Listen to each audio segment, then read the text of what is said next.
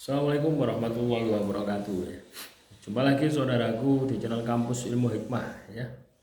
Menanggapi komentar saudara kita ya, kaitannya dengan surat Yusuf ayat 4, dalam pergaulan banyak yang suka. Setiap Selasa Kliwon aku memposternya ulang, bagus enggak kak? Kenapa kok harus Selasa Kliwon ya?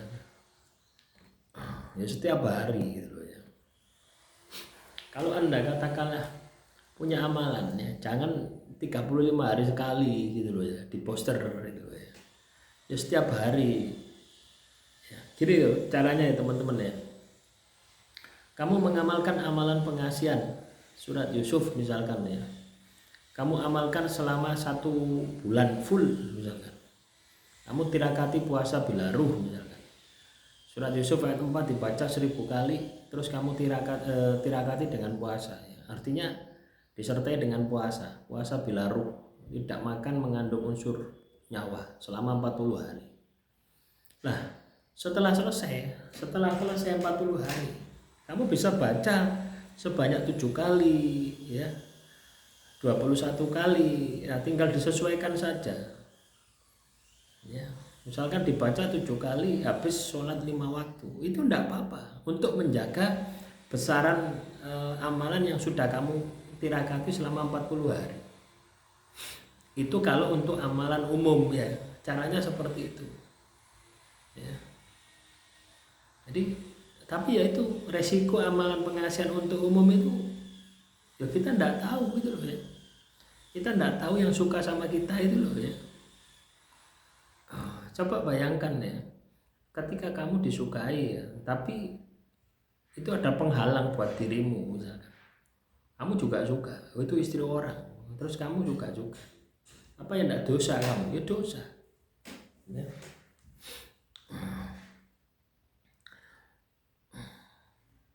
Makanya mengamalkan sebuah amalan pengasihan itu harus ada targetnya ya, harus ada targetnya. Kalau disukai hanya urusan pekerjaan saja ya, kamu baik dengan orang di tempat kerjamu ya, mereka suka gitu ya, tanpa kamu harus mengamalkan amalan pengasihan gitu.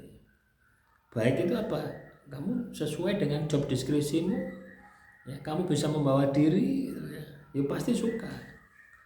Tapi ketika kita berbicara masalah pengasihan ya, itu untuk target ya.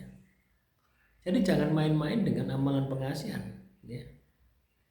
Untuk target, kamu targetkan, karena akan beresiko ya, itu adalah resiko lah.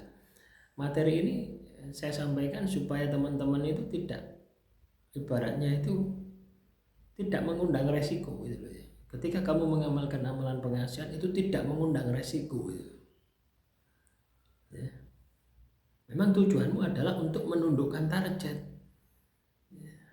Target yang untuk kamu jadikan pasangan gitu. Ya. Nah kalau misalkan kamu disukai oleh teman kerjamu ya, atau di kantormu, atau di komunitasmu, di kumpulanmu, manfaatnya apa? Ya, cuma disenangi saja, manfaatnya apa? Hanya untuk kesenangan saja. Beda ketika kamu punya target, manfaatnya apa? Ya untuk ibadah kepada Tuhan. Saya punya pasangan ya, gitu loh ya. Jadi kita ini harus juga dewasa ya. Kita mengamalkan sebuah amalan pengasihan ini jangan hanya untuk just for fun, jangan hanya untuk senang-senang. Itu dipertanggungjawabkan gitu ya. Nah itulah yang saya maksud dengan niat yang tulus ya. Jadi mengamalkan amalan pengasihan itu niat yang tulus. Nah kalau Anda ingin pengasihan secara umum ya, kamu rajin zikir setiap hari ya, rajin zikir istiqomah, itu akan muncul dengan sendirinya ya. Tidak memikat seseorang yang dengan nafsu gitu loh ya. Tapi ketika kita berbicara masalah amalan pengasihan, itu akan membangkitkan nafsu, akan terbangkitkan ya, nafsu lawan jenis gitu loh ya. Paham ya? Beda dengan ketika anda misalkan rajin wirid tasbih subhanallah subhanallah subhanallah misalkan. Anda atau baca sholawat Allahumma sholli ala sayyidina Muhammad, Anda baca 1000 kali, setiap hari 1000 kali, atau setiap habis sholat 5 waktu Anda baca 200 kali, itu otomatis kamu akan disenangi orang, yakin saya gitu ya, tanpa kamu harus mengamalkan amalan pengasihan. Tapi ketika kamu bicara amalan pengasihan, itu tujukan gitu ya, tujukan kepada target. Memang untuk menundukkan lawan jenis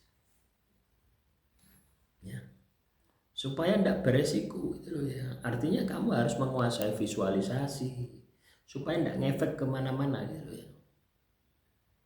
Nah,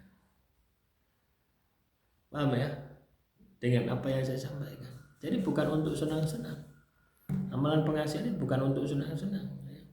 Amalan pengasihan ini adalah ikhtiar ya, supaya kamu mendapat jodoh ya.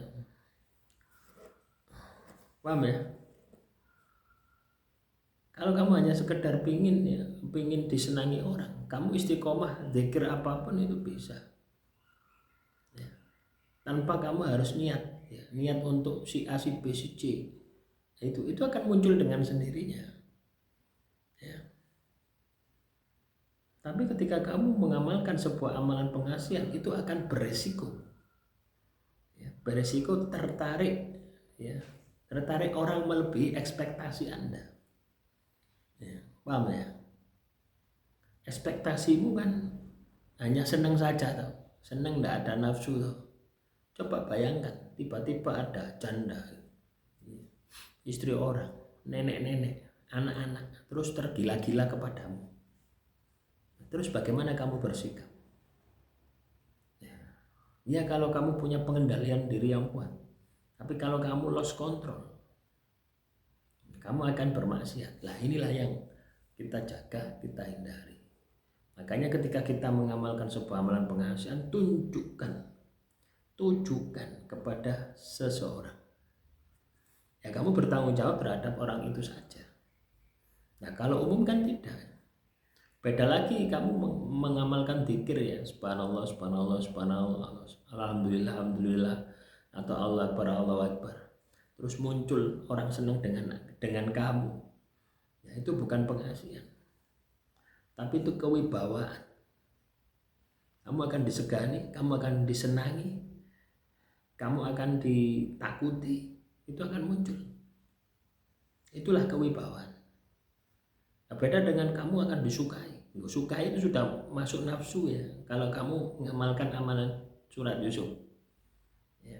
Tapi kalau disegani itu beda lagi, kewibawaan ya, kewibawaan, energi positifmu yang muncul, kewibawaan itu tidak ada nafsu di situ dan kamu tidak mengendalikan. Tapi ketika kamu mengamalkan amalan pengasihan, akan muncul pengendalian. Kamu harus mengendalikan. Kalau kamu tidak bisa mengendalikan, kamu sendiri yang akan celaka. Artinya kamu akan berbuat dosa ya. Lo iya dikejar-kejar itu ya. Ya malaikat tak punya nafsu lah, kamu punya nafsu kok gitu. Nah itulah yang kita sikapi ya. Demikian, semoga motivasi hari ini bisa bermanfaat. Assalamualaikum warahmatullahi wabarakatuh.